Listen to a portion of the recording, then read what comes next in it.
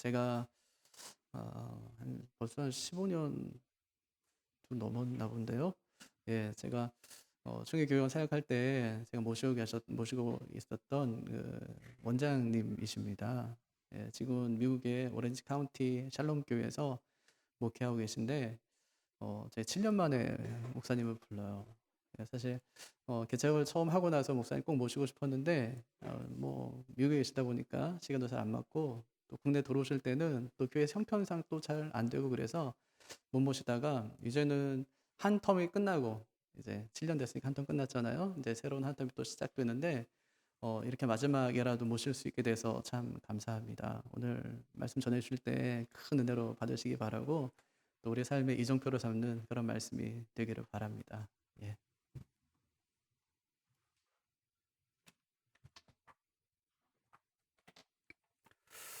예, 반갑습니다. 우리 시민교회 소식을 오래전에 들었는데 함께 예배드리기 위해서 너무 감사합니다. 제가 총회교육원에 28년 6개월 좀 길게 사역을 했는데 가장 빛나게 사역했던 때에 우리 오 목사님과 함께 일할 수 있게 되어서 참 좋았습니다. 역량이 있고 신실하고 참 충성스럽게 사역을 담당하시는 목사님이었는데 또 이렇게 교회도 아름다운 교회를 이루어가게 된 것을 감사하게 생각합니다. 오늘 저는 시편 23편 말씀을 가지고 여러분과 함께 좀 나누기를 원합니다. 아마 여러분들이 시편 중에 다 유일하게 외우시는 시이고 또 노래를 지어 부르기도 하고 참 친숙한 그런 말씀인데 이것은 우리에게 하나님이 누구신가 또 우리는 어떤 사람이어야 하는가 이것을 우리에게 잘 보여주고 있는 말씀입니다. 그래서 오늘 시편 23편에 나타나는 하나님과 우리 인생의 모습에 대해서 함께 생각하기를 원합니다. 오늘 1절에 보니까 여호와는 나의 목자시니 내가 부족함이 없으리로다 그렇게 이야기를 합니다. 우리가 그리스도인으로서 하나님이 누구신가 또 우리 하나님은 어떤 분이신가 관심이 많으신데 우리의 신앙생활은 하나님이 어떤 분이신가 또 하나님과 어떤 관계를 갖는가 이것이 굉장히 중요합니다. 아마 우리 성도들 가운데 우리 목사들은 신학교에서 공부를 하니까 하나님에 대해서 더 많이 알고 더 가까이 지내실 거다 그렇게 아마 생각을 하시고 또 이제 이런저런 프로그램을 많이 하시거나 오늘 신앙 연조가 굉장히 오래된 분들은 아마 하나님에 대해서 아는 것이 많으니까 그렇게 생각을 할 겁니다. 그런데 우리가 하나님을 안다 하는 것은 지식적으로 하나님을 아는 정도가 아니라 내가 지식적으로 하나님이 어떤 분이신가를 알고 또 내가 하나님과 어떤 관계를 가지고 살아야 하는가 이것을 우리에게 중요하게 보여주고 있습니다. 그래서 우리가 하나님을 알수록 하나님의 성품을 잘 이해할수록 하나님과 깊은 관계를 가지고 살아갈 수가 있는 것이죠. 오늘 성경에 보면 여호와는 나의 목자라 그렇게 이야기하지 않습니까? 우리가 직접 양을 키우고 소를 키우지 않지만은 목자가 양을 위해서 어떤 일을 하는지 혹은 소를 위해서 어떤 일을 하는지 우리가 잘 알고 있습니다. 이것을 우리가 함께 생각을 하겠는데 우리 구약 성경에는 여호와 이레, 여호와 니시, 여호와 샬롬 하는 이런 형태의 표현들이 많이 있는데 그것은 정말 하나님이 나와 어떤 관계를 가지고 있는가를 잘 보여주는 것입니다. 여호와 이레 하는 것은 아브라함에게 이삭을 요구하셨을 때에 하나님이 준비하셨다는 그런 의미에서 여호와 이레라고 합니다. 우리가 살아가는데 필요한 것이 참 많지 않습니까? 많은데 그때마다 하나님께서는 우리 아버지시기 때문에 우리의 모든 필요를 공급해 주십니다. 여기 우리 어린아이들이 함께 예배에 참여했는데 참 잘하셨어요. 참 좋은데 이 아이들이 오늘 점심을 무엇을 먹을까? 뭐 조리를 하는데 집에 재료가 있을까? 아니면 이런 생각을 하지 않지 않습니까? 엄마가 모든 것을 준비하고 엄마가 모든 것을 책임져 주기 때문에 그런 일들을 우리 자녀들이 걱정하지 않습니다. 그와 마찬가지로 하나님은 우리의 아버지가 되시기 때문에 우리 아버지가 우리 인생을 책임져 줄 것이기 때문에 우리는 그 일들에 대해서 무엇을 먹을 것인지, 무엇을 입을 것인지, 어떻게 살 것인지, 우리의 가정과 미래가 어떻게 될 것인지 걱정할 필요가 없다는 것입니다. 여호와 샬롬도 마찬가지 아니겠습니까? 하나님이 우리의 샬롬이 되시고 평화가 되시니 하나님과 관계를 가지면서 하나님의 샬롬을 내가 알고 경험하고 누리고 즐기고 다른 사람과 나누고 이게 이제 우리 그리스도인의 삶이 되겠죠. 여호와 니시 그렇게 하면 하나님은 나의 깃발이라는 것인데 전쟁터에 나갈 때에 깃발을 들고 왕의 깃발을 들고 부대의 깃발을 들고 장군의 깃발을 들고 전쟁에 나가는 거와 마찬가지로 하나님께서 우리에게 승리를 주실 것이기 때문에 그 승리에 대한 확신을 우리가 할 수가 있게 되는 것입니다. 그래서 정말 우리는 하나님께서 우리의 하나님께서 나의 목자가 되신다는 사실을 우리가 생각하면서 우리는 어떤 사람인가, 하나님은 어떤 분이시고 우리는 어떤 사람인가 늘 기억을 하셔야 될 것입니다. 오늘 여호와는 나의 목자시다 그렇게 하죠. 좀 전에 우리가 사도신경을 고백할 때 하나님은 전능하시고 하나님은 나의 아버지시고 하나님은 천지를 창조하신 분이시다 그런 고백을 우리가 했습니다. 만약에 우리나라의 대통령이나 또 아주 기업의 회장이나 이런 사람들을 우리가 알고 있습니다. 그래서 그 사람이 얼마나 힘이 있고 얼마나 능력 있게 일을 할 수 있는가 알 수 있지만은 그러나 그들과 우리가 개인적인 관계를 갖고 있지 아니하면 그들이 가지고 있는 힘, 그들이 가지고 있는 능력이 우리와는 아무 상관이 없게 되는 것입니다. 우리가 믿음은 아까 말씀드린 것처럼 얼마나 우리가 성경을 많이 아는가, 교리를 많이 아는가 이게 중요한 것은 아닙니다. 그게 조금 부족하다 할지라도 하나님과 우리와의 관계가 어떠한가 이것이 중요한 것이죠. 성경은 우리에게 하나님과 우리와의 관계를 몇 가지의 그림같이 보여주는 게 있습니다. 하나님은 아버지가 되시고 우리는 자녀가 된다, 아들이 된다. 예수님은 신랑이 되시고 우리는 신부가 된다. 또 하나님은 목자가 되시고 우리가 양이 된다. 이런 관계를 통해서 하나님이 우리와 어떤 관계를 갖고 있는가 우리가 생각하게 되는 거죠.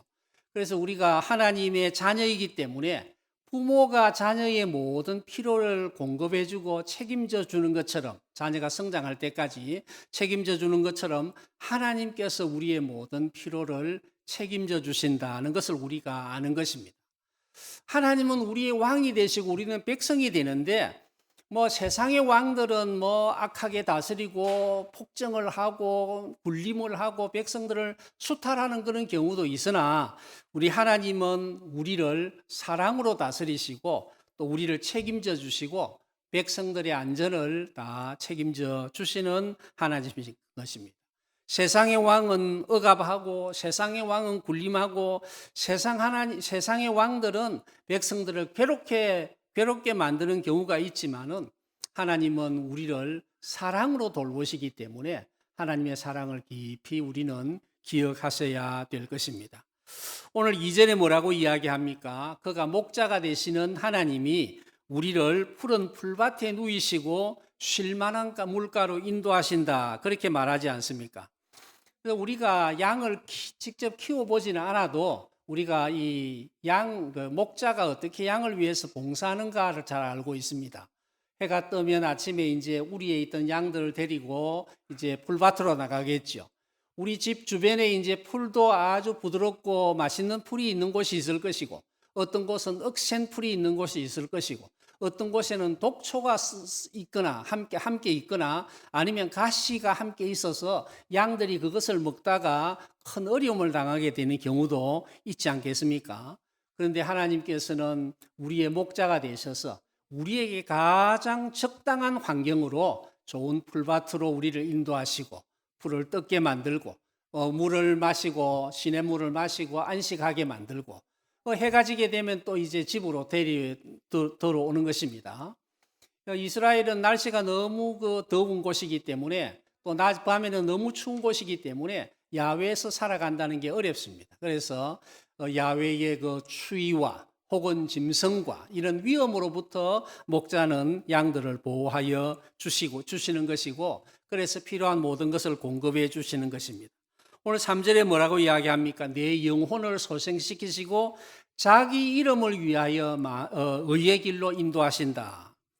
이사야 53장 6절에 보면 우리는 다 양 같아서, 양이 굉장히 어리석단 말이죠. 그릇 행하여 자기 길로 제 길로 갔거늘, 그렇게 이야기합니다. 양이 아마 눈이 굉장히 어두운가 봐요. 그래서 멀리를 볼 수 있는 게 아닙니다. 그래서 앞만 보는 거죠. 내 앞에 양이 어떻게 하느냐 따라 따라가는 것입니다. 제 앞에 양은 또 목자가 어떻게 이끄느냐 따라 따라가는 것입니다.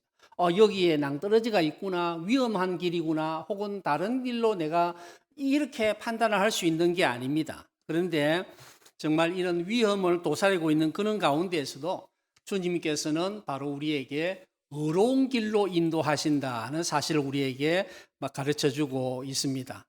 그래서 참 우리가 이 인생이 내가 계획대로 뭘 살아보려 하고 계획을 해보고 뭘 하려 하더라도 정말 하나님께서 우리를 의로운 길로 인도해 주지 않으면 우리가 성공적인 삶을 살기가 불가능한 것입니다. 여러분, 우리가 이제 뭐 이런 이 코로나 바이러스 사태가 생길 거라고 생각을 했습니까? 아니면 전에 뭐 IMF가 생기고 서프라임 모기지가 사태가 나고 이것을 우리가 생각합니까? 나는 계획하고 나는 성공을 향해서 질주를 한다 할지라도 이런 환경이 우리를 받쳐주지 않으면 불가능합니다. 오늘 4절에 뭐라고 이야기합니까? 내가 사망의 음침한 골짜기로 다닐지라도 주님 해를 두려워하지 않을 것은 주께서 나와 함께 하심이라, 그렇게 말을 하고 있습니다. 시편 23편은 비교적 아주 평안한 분위기입니다. 그렇게 목자와 양의 관계 이런 것을 보여주고 있는데, 오늘 갑자기 사망의 음침한 골짜기를 이야기하면서 마치 태풍이 불고 폭풍이 오고 폭풍우가 쏟아지는 이런 것을 우리가 볼 수가 있는데, 사망의 음침한 골짜기. 여러분, 뭐 젊은 우리 청년 부부들이 많으신 것 같은데, 여러분 우리 인생 살아가는 가운데 실패를 좀 경험해 보셨습니까? 그래서 이 실패 가운데 이러다가 내가 죽을 수도 있겠구나, 그런 생각을 좀 해본 적이 있었습니까? 다윗은 그가 이스라엘의 왕이었지만은, 그렇게 위대한 왕이었지만은 그 역시 사망의 음침한 골짜기를 통과했던 왕이었습니다. 그의 아들이 반란을 일으켜서, 왕자가 반란을 일으켜서 도망을 가는 신세가 되기도 하고, 그래서 옛날 지난 사울 왕의 그 친척들이 이 다윗을 막 비난하고 이렇게 저주하기도 하고 하는 그런 상황 가운데 얼마나 부끄럽고 얼마나 견디기 어려웠겠습니까? 또 사이 다윗이 실수를 해서 자기에게 정말 충성스럽게 나라를 위해서, 왕을 위해서 충성하는 그 신하의 아내를 빼앗아서 아주 부끄러운 일을 했습니다. 그것을 나중에 돌아볼 때 얼마나 참 치욕스러운 그런 상황이었겠습니까? 누구든지 우리가 인생을 살아가다 보면 시련의 시기가 있는 것이고, 누구든지 사망의 음침한 골짜기를 통과할 수가 있습니다. 저도 이런 시기를 한 번 겪었습니다. 제가 총회교육원에 신학대학원을 졸업하기 직전에 부름을 받아서 28년 6개월을 했습니다. 그런 가운데 정말 빛나는 사역을 했거든요. 고신교회관 1800교회 남짓, 합동측교회관 12500교회 정도, 통합이 한 8800교회 정도가 될 때에 우리가 그들보다 5배 내지 8배 정도의 참 성공적인 사역을 했거든요. 그래서 우리 총회교육원이 그 당시에 한국교회의 교육벤처와 같았습니다. 그런 가운데 뭐 숫자적으로 말씀을 드리면 1800교회인 우리가 6억 3천을 우리가 총회 수익을 내고, 또 8800교회인 그들은 3억 6천 정도를 내고, 뭐 12500교회인 그 합동은 11억을 냈는데, 11억이 많은 것 같아도 사실은 이게 우리가 5배, 8배 정도가 많은 그런 가운데 참 우리가 많은 교회가 이 우리가 개발한 교재를 사용하고, 클릭 바이블이나 혹은 그랜드 스토리 같은 그런 교재들은 약 100만 권, 160만 권까지 그렇게 나가기도 했습니다. 그래서 이런 것들을 우리가 보면서 이런 가운데 이제 뭐 총회 회관의 구조를 조정한다 뭐 이런 참 말이 잘 되지 않는 이런 일들을 당하면서 하나님 왜 이런 일들이 가능합니까?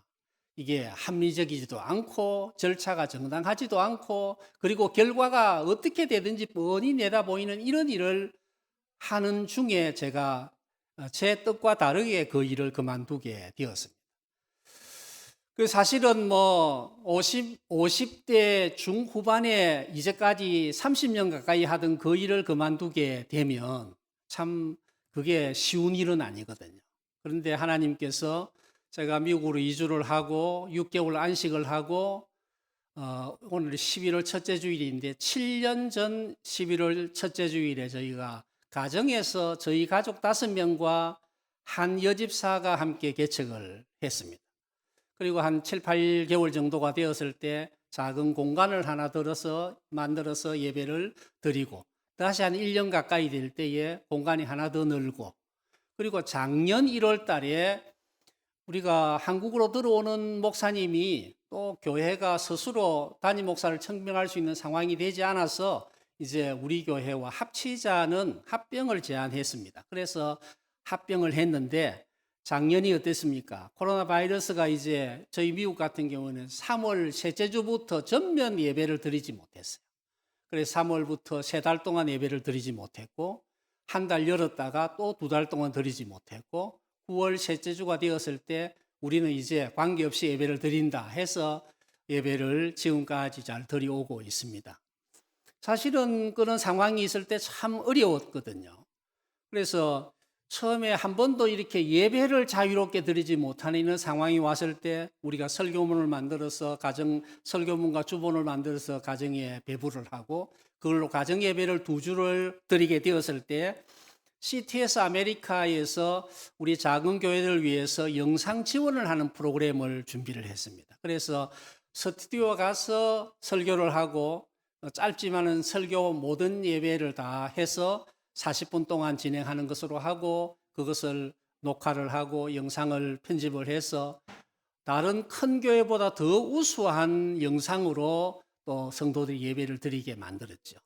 그때가 사순절에 우리가 사순절 샬롬의 묵상이라는 우리 큐티 복 있는 사람 같은 그런 것을 우리가 교회가 자체적으로 3주간 동안을 위해서 만들었는데 그 이후에 이제 예배를 드리지 못하니까 매주 1년에 2번 하려고 프로그램을 계획했는데 이제 이게 매월 지금 우리가 샬롬의 묵상을 간행하기 시작한 것이 벌써 1년 반이 지났습니다.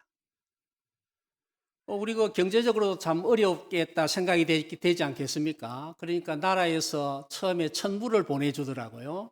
그리고 난 다음에 어려우니까 모든 교역자들의 생활비에 2달 반치를 우리가 받았습니다. 1,000불 받고 4,750불을 받고 뭐 이렇게 해서 했는데 성도들이 함께 예배를 드리지 못하는 가운데 헌금은 한 2%, 3% 정도가 줄었는데 미국 교회를 빌렸으니까 미국 교회가 우리는 렌트비를 안 받겠습니다. 그렇게 해가지고 렌트비를 안 받으니까 지출은 헌금은 2%, 3% 줄었는데 지출은 30% 이상이 줄어들게 되었어요.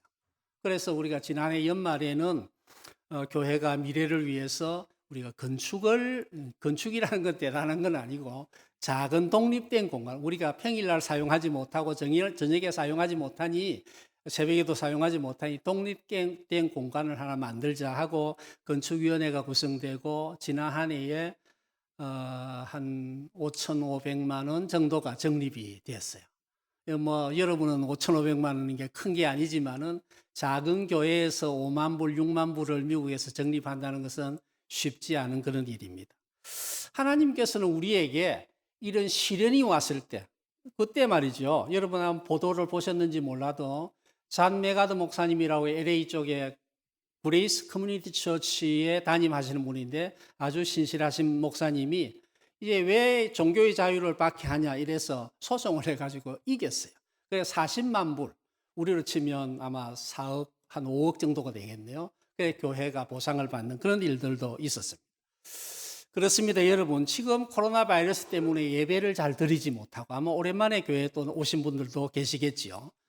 우리 미국 같은 경우는 한국은 굉장히 모범적입니다만은 우리 2,000명 정도 발병을 해도 막 야단 나고 그러는데 우리 미국에 지난 1년 반, 2년 가까이 되면서 코로나 감염으로 미국 인구가 좀 많기는 합니다.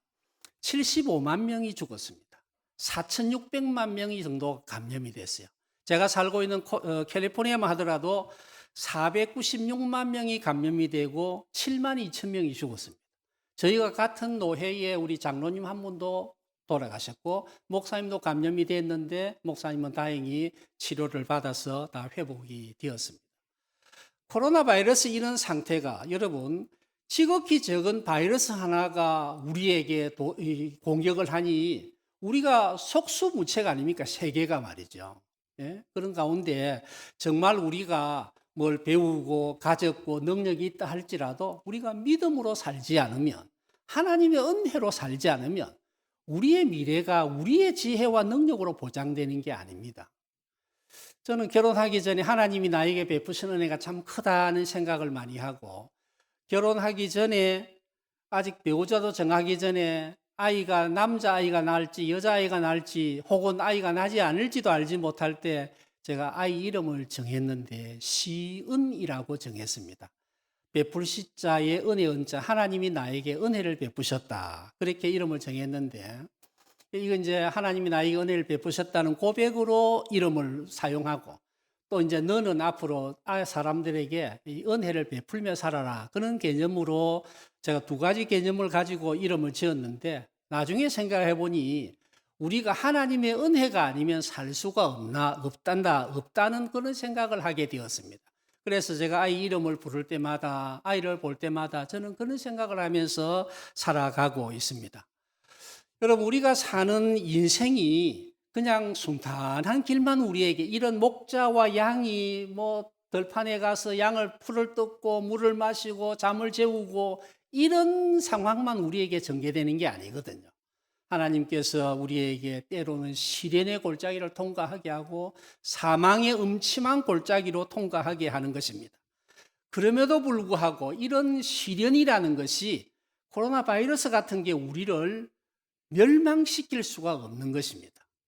왜 코로나 바이러스가 났습니까? 우리가 의학적으로 잘 모르고 생물학적으로 잘 모르나 우리가 이 하나님의 창조 세계를 제대로 관리하지 않고 우리의 욕심대로 우리의 마음대로 사용하다 보니 이게 이런 바이러스가 등장하고 변이가 나오고 더 강력한 바이러스가 우리를 공격하게 되는 것입니다.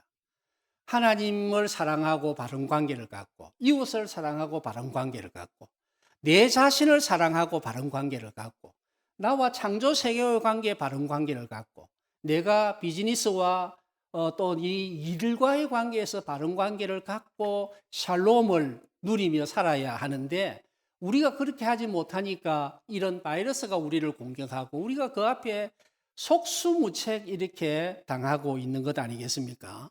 그러나 여러분 놀라지 마십시오. 이런 어려운 일이 있다 할지라도 이것이 우리를 망하게 할 수가 없습니다.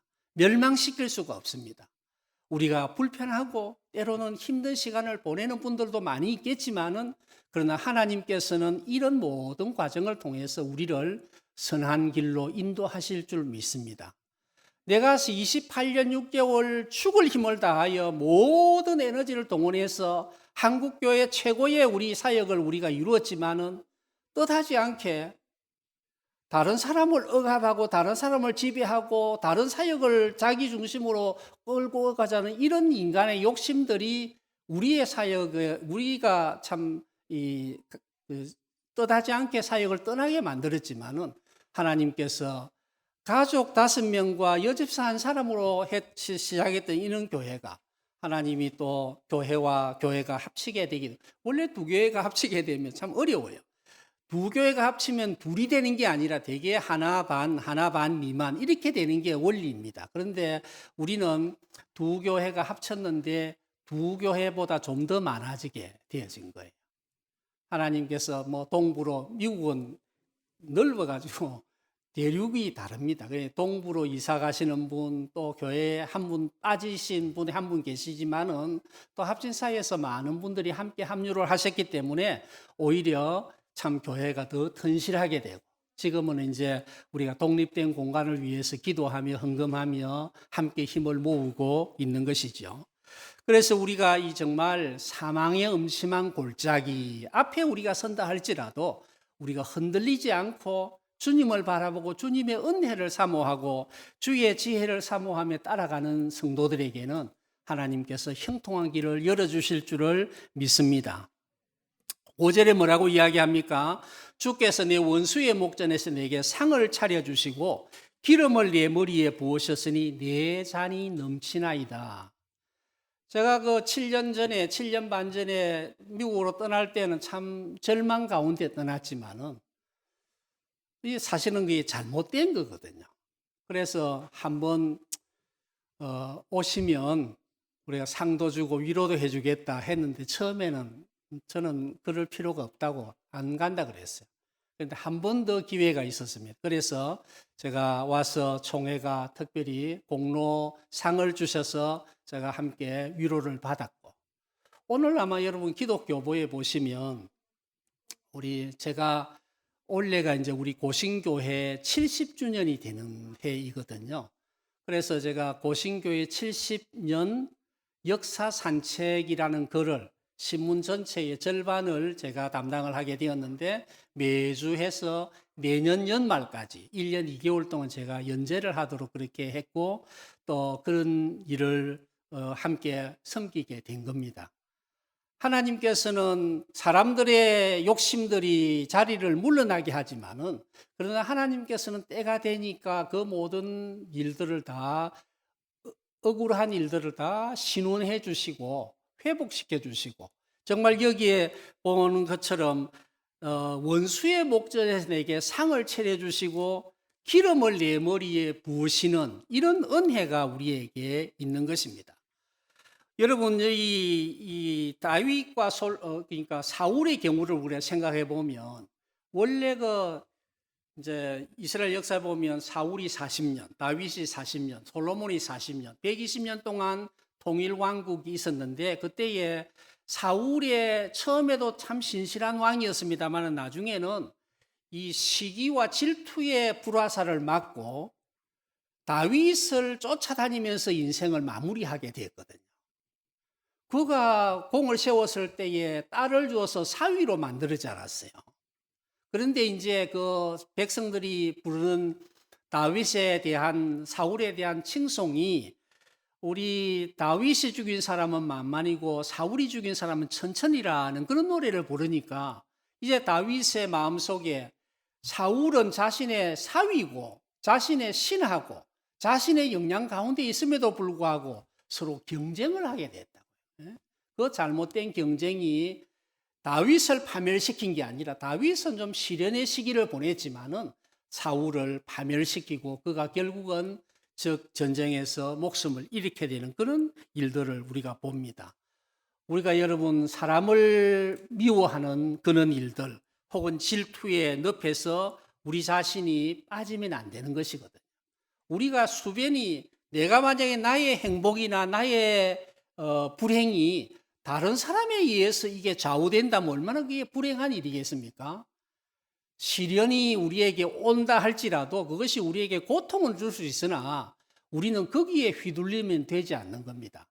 뭐 비즈니스가 잘 될 때가 있고 못 될 때가 있고 직장 생활에 좀 그럴 수도 있고 또 조기 은퇴를 할 수도 있고 그런 일이 있으나 하나님께서는 그 모든 과정을 통해서 우리를 강한 하나님의 사람으로 세워주시는 줄로 믿습니다. 참 어떤 어려움이 우리 앞에 오더라도 우리는 흔들리지 않는 믿음을 가지고 살아가시기를 바랍니다. 6절의 마지막에 내 평생의 선하심과 인자하심이 반드시 나를 따르리니 내가 여호와의 집에 영원히 거하리로다. 그렇게 고백을 하고 있는데 하나님의 선하심과 하나님의 인자하심을 따라 살아가는 우리의 인생이 되어야 되지 않겠습니까? 그래서 우리는 하나님이 원래 흙으로 우리를 만드시고 코에 생기를 불어넣었다 그랬는데 흙은 우리의 육체를 두고 하는 것이고 생기는 바로 성령의 숨, 우리가 이 영혼을 두고 이야기하는 것인데 이 우리가 사실은 하나님의 성품을 우리가 닮은 것이거든요. 그래서 하나님이 우리를 만드셨을 때에 보시기에 좋았다. 창조의 멸류관으로 우리를 만들어 주시지 않았습니까? 여기에 하나님의 선하심과 인자하심이 하나님의 형상을 닮은 우리들을 항상 보호하시고 거느리시고 우리와 함께 따르기 때문에 여호와의 집에 영원히 거하게 될 것이다. 는 것입니다. 여러분, 이것은 우리가 마지막에 이제 다윗이 마지막에 하나님 나라에 들어가는 것에 대한 표현입니다만은 이것은 우리가 예수 믿는 사람들이 예수를 믿고 구원을 받고 천국에 가는 이것이 목적은 아니거든요. 이것은 하나의 부분입니다만은 우리가 예수를 믿고 구원을 받고 장차 천국에 가는 것이 사실이지만은 그러나 우리는 이 땅에서도 하나님의 사람으로 하나님의 샬롬을 우리가 경험하고 누리며 살아야 하는 겁니다. 여러분, 예수를 믿는다고 해서 마치 우리가 기도원이나 수양관에서 살아가는 그것하고 다른 거거든요. 부부간이 다투기도 하고 자녀와 씨름을 하기도 하고 비즈니스 때문에 고민을 하기도 하고 심지어 성도들 사이에서도 이런 불편한 일들이 생길 수도 있지만은 그런 가운데에서도 우리는 하나님의 백성으로서 하나님 나라를 이 땅에 있으면서 경험하고 누리며 우리가 살아가야 한다는 것입니다. 그래서 여러분, 어떤 어려움들이 우리 앞에 온다 할지라도 그 어려움들에 우리가 휘둘리지 마시고 정말 하나님을 마음속에 모신 사람으로서 정말 하나님을 모신 사람으로서 하나님이 주시는 기쁨과 즐거움과 평화를 우리가 날마다 일상에서 누리며 즐기면서 살아가시는 온 성도들이 되시기를 바랍니다. 시편 23편은 우리에게 하나님이 어떤 분이신가, 또 우리는 어떤 사람인가, 우리는 어떻게 살아야 하는가, 이것을 우리에게 잘 보여주는데 우리가 어려운 일들이 우리를 망하게 하고 우리를 실패하게 하는 것이 아니라 우리가 든든한 뿌리를 가지고 있으면, 믿음을 가지고 있으면 우리는 이런 어려움들을 다 이겨낼 수가 있는 겁니다. 요즘 오랫동안 예배 제대로 드리지 못해가지고 예배 드리는 습관까지도 이제 잊어버리는 성도들도 있는데 미국에서도 저희들은 뭐 거의 처음에 3개월, 나중에 2개월 말고는 계속해서 우리가 예배를 드렸는데 예배에 참여하지 못한 분들이 1년 동안 예배를 참여하지 못한 분 계세요. 우리는 다 죄성을 가지고 있는 사람입니다.